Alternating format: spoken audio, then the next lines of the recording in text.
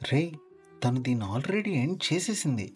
నువ్వే ఇంకా తను ఎండ్ చేసిందిరా, నేను చేయాలి. బట్ ఎలా చేయాలని ఆలోచిస్తున్నా.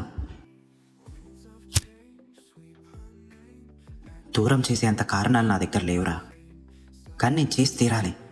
ఎలా చేయాలంటే మళ్ళీ నేను మ్యూజిక్ని ఎంజాయ్ చేయాలి. మళ్ళీ ఏ అమ్మాయిలోనూ తను నాకు కనిపించకూడదు. ఈ పెయిన్ నుంచి నేను దూరం అవ్వాలిరా.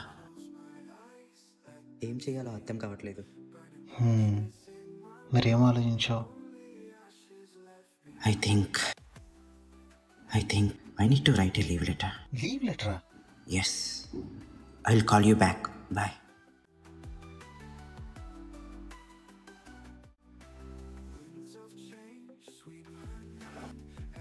ఎంత దారుణం రా ఇది. లవ్లో లీవ్ లెటర్ రాయాల్సి వచ్చింది. ఛీ, లవ్ లెటర్లా రాయాలా ఇది? లవ్ కాదురా, లీవ్ లెటర్. ఇది ఎలా రాయాలంటే తను ఇంక నీ లైఫ్లోకి రాదు అనే నిజం నువ్వు ఒప్పుకోవాలంతే. ఆనందంగా మ్యూజిక్ వినాలన్నా అదృష్టం ఉండాలిలే, ఎందుకంటే వినే ప్రతి పాటలో నువ్వే ఉన్నావు.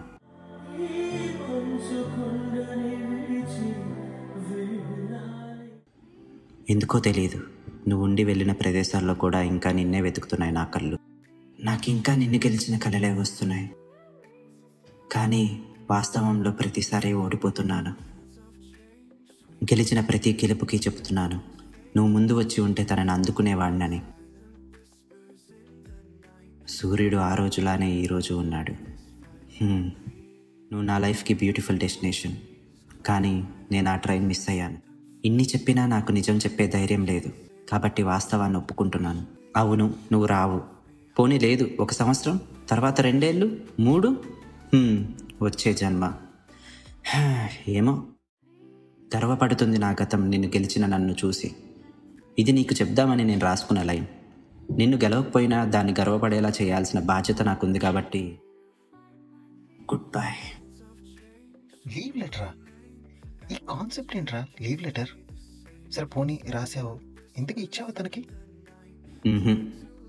ఇది తనని ఇంకా ప్రేమిస్తున్న నాకు నేను రాసుకున్న లీవ్ లెటర్ రా.